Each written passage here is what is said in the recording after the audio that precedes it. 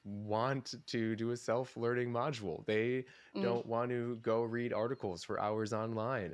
They want to sit with someone in an hour and get a result that would take them, who knows how long, doing it a different way. And they learn more through coaching, the coaching modality itself. Mm-hmm. I think for me, what's even more powerful is just like setting aside that hour. Because like you said, I like how you said, like, we make our own free time. So you're always like, okay, I could be doing this and this and this and this, but like actually having on my calendar every Wednesday at 10 is when I get coached. And sometimes I feel like, God, what am I going to talk about today? But those are the sessions normally that you leave the most powerful, because you are of free mind and you're ready and things are going well. So you're just kind of pushing yourself. Yeah, a question for both of you, actually, because this is something that is a nice reminder. So, do you work a lot during the holiday season or like the last week of the year, or is No, it more of a quiet time? it's more quiet. Yeah. Okay. Did anything happen in terms of, like, were you planning next year? Was there any new thoughts that came to mind about your business or about your personal life that maybe didn't have prior? Yeah, because I think of a clear mind. You're not in it. You're not in the day to day. So yeah, I had lots of thoughts. And I actually find those are the times that when I like to work, or like projects that I need to finish at any point that don't have a deadline, when it's really quiet and no one's pinging you on Slack or whatever, I feel like that's whenever my thoughts are the clearest. So yeah, and with new thoughts, ideas with regards to our business, that's like every hour for us. We have like a running list of things that come to us. Awesome. Like shower thoughts. Yes. So focus group of 3, right? But I think that a lot of people can resonate with this. That the week of not having the stress of having to do something led to a lot of innovation and creativity, and it leads to a lot of introspection and realizations. And Totally. even like for me, one of the best things I did this past year was dedicate myself to a hot yoga practice. And I've had more epiphanies in the last 5 minutes of yoga than I've had, I mean, like in like a decade. And then this last week of the year too, I mean, I was like, okay, I think it's time to launch a new course. And I went and built the course in 3 days and I launched it. It was like, what never would have happened at any other time in the year, because I didn't have that space to think, to reflect, to be motivated. And so like those forced times, like in coaching, that hour, and then hopefully at least another hour during the week for doing exercises and follow up and reviewing the notes and stuff that your coach will provide to you, is life changing, because exponentially over a year or 2 years or 3 years, that is so much more time that you're spending on you than the things that you're doing. That's a fine line between doing and thinking. I actually think as you get more, involved or higher up in your career, you're probably getting paid more to think than actually do. That's interesting. One of the That is greatest, I mean, one of the interesting. greatest things you can do, yeah, is to, as a leader of an organization where you have to be strategic, is to have that extra time. Like if I was the CEO of an organization and I had a bunch of leaders under me, I'd say you have to force yourself to have downtime every night where you're not just closing your computer and going to bed, like literally space, at least 2 hours of space. And then I want you to schedule out on your calendar at least 2 times a week. That's an hour, hour and a half of you just kind of just reflecting and planning towards the goals that we have. That time is money well spent. Is money, because we can't think when our brains are full. You can't put anything else in them. I guess it's like, Absolutely. Because sometimes you're thinking of survival, and that's difficult. Sorry, Taylor, go. I was just going to say, for me, and I don't know if you have some thoughts around this, Dr. Ben, of you said 2 hours or later on in the evening at the end of the workday. And at the end of the workday, I just feel like my brain is like mush, but I'm clearest in the mornings. I'm a morning person, Brianna. I know you're a morning person. So I tend to do my thinking or like have my quiet time first thing in the morning. What is the best practice there? Do you think it's in the evening? Do you think it's the morning, or do you think it's just the person? so we're all unique. I need to wake up, and so I work out in the mornings. But before I work out, I need to do one thing that makes me feel like I made some progress to the day. So I'll wake up, I'll take a look at my schedule for the day. What's the most important thing? And I do something quickly. It's like a half an hour of deep work, sometimes a little bit longer. That makes me not feel good, but also gets my brain moving in terms of what needs to be accomplished. I said the evening in general, because a lot of times we work until we can't work anymore. Mhm. Like we work until it's time to go to bed. Yep. And that transition is not really a transition. And so I actually had a client once where he had a hard time being present. So we bought a little dollhouse door, and he hung it on his car visor. And so he would drive home and he would park, and before he'd go in, he'd shut the door, acting as if he'd shut the door on work. I That's like a good He'd go idea. into his house and be present with his parent, with his kids and his wife. And we don't shut the door, and our subconscious will work on problems if we give it the chance to. And that's why sleep is so important. That's why if you want to solve a problem, think about it before you go to bed. It works. But the extra time and space between going to bed and work, if you can give yourself those 2 hours, you may find, especially if you're like you have downtime, that things will come up for you, even if you're drained and exhausted. Well, the thoughts will come up for you, because you're not sitting in a computer exhausted trying to create some sort of document or Excel spreadsheet or answer emails. It's more so letting your brain think about the day and process with to give you and giving you that little extra space. Nice. I- Well, good. No, I was just going to say, so you said that you start your morning off by doing one thing that makes you feel like you made a little bit of progress. Is that personal? Is that professional? Or can it be either? So for our listeners, this is like a good tip, I feel like. Blended. Okay. I get it depends on the importance of the personal and professional. Okay.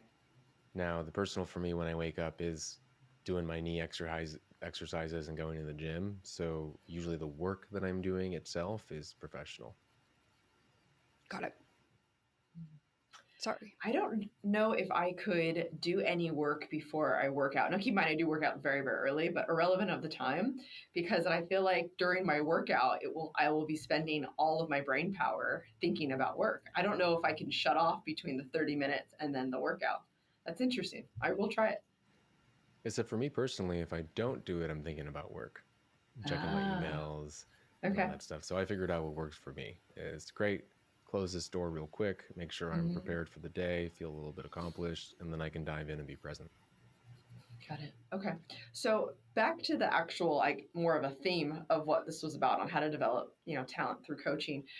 Where does somebody start? Because in general, coaching is, relatively expensive. So where can someone go? Great question. That is true. It's a larger financial investment. So there's a lot of free resources online, though, when it comes to starting the process. So first, you need to understand why you want to coach, and then that can help you with your selection process overall, and start vetting specific coaches, setting up some initial calls. Some coaches won't be available due to capacity, or maybe they have a business website but aren't really still practicing anymore. And so the search process can actually be longer than a lot of people think. You might want to ask some people around you who they've used and get those testimonials. The recommendation is always a great way to get a coach, but you can't find the right person without knowing what you're trying to find for yourself. So at least get some sort of idea in terms of what you'd like to accomplish in the next 3, 6, 12 months. So hopefully that adds a little bit of clarity. If you know what you want to accomplish, how long you want to take to accomplish it, and I'd also like to add how much you're willing to give up and sacrifice to accomplish that, then that can really help you start your journey. Mm-hmm. Yeah, I think lots of times. So we've even gone over. I was lucky enough to have a big chat with my family over the holidays about just resolutions, goals, and whatnot. And it was really interesting listening to everyone's goals, because it's like, how are you going to do that? And for the most part, they were like, I don't know. I just told you what my goal was. So that alone is a dig. And I know I went on an emotional intelligence website recently, and they have lots of great activities that you can do and just kind of put on paper. And then I also went to my loved ones, including my fiance, which is a little bit nerve wracking. And I said, what do I need to improve on? By the end of the year, if I could improve on X, what would it be? And it was definitely one of those scary moments where you're just like crossing your fingers, like, please don't freak out when they tell you what you have to improve on, but yeah, emotional intelligence for me was kind of the key that unlocked everything. Where's your journey with that? I'd say if someone's not willing to do a worksheet, doesn't mean you're not ready for coaching. It might actually mean that you need coaching. It just, how much are you willing to spend the time? Do you believe that you can, right? So most of the time the objections are, I don't have enough money. So do you feel that you can invest in this? Are you willing to give up money for some sort of goal or outcome? I don't believe I can do it. Do you believe that you're willing to commit the time with the right guide? This isn't going to work for me. Do you have trust in the coach? Do you believe that you can grow and that you can develop in the area that you want to? So a lot of those main objections can relate to where someone might need to start the journey as well. Nice. And it's definitely a journey. And I Yeah. already looked at the time, and we're already over time, which was crazy. Yeah. jam packed for sure. Well, Really, really fun conversation. Thank you. it is really fun. It's been really insightful. So go ahead and hit our listeners with the Broke to Boss tip of the week, and also let them know where they can find you if they're looking for a coach. Circles back to this circles back to the concept of presence. A lot of times high achievers tend to feel that they have to keep working. So even though, they think they're paid for 40 hours, they have to work 60, or they have to work at, they have to do the 40, when really you're not being paid by hour, especially if you're not an hourly employee. If you're salary, you're being paid for your expertise and your skills. And so they say, well, like, I have to keep working because there's work. There's a lot of work. I gotta get this done. Like, there's the reason why you have a job is because there's work. The reason why you're passionate about something or motivated by something is because it's a source of enjoyment, not because you have to accomplish something. So there's never going to be an end of what drives you. That's why it drives you. It's an never ending, right, source of energy and motivation. So please keep that in mind when you're like, should I go to this birthday party? Should I go to my friend's event? Should I spend time with my partner or my kids or my friends? Yes, you should, because work is still going to be there tomorrow, and you never really know what else is not going to be there. Ooh, love that. Love that last bit. Thank you. Okay, go ahead. Yeah, if people want to find me, LinkedIn, Dr. Benjamin Ritter, look me up. You can also go to liveforyourselfconsulting.com, learn all about the new masterclass I just launched, as well as coaching services. Nice. Love This has that. been awesome. Love even like the live for yourself. I mean, that alone is such a powerful statement that I think that not a lot of people, sometimes including myself, realize and remember. It's something you have to be really cognitive about. So love that. Dr. Benjamin, thank you so much.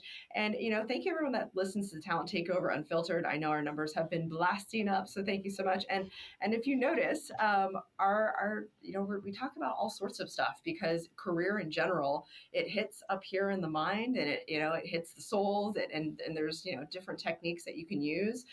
So we're trying to get the hard and soft skills in here. So thank you. Yeah. Thank you so much for your time. It was really a pleasure having you. And this has been very insightful, I know, for me. Excellent. All right. We'll see you next week. Jazz hands. Thanks, y'all. Bye, jazz hands. Bye, everyone. Thanks, y'all.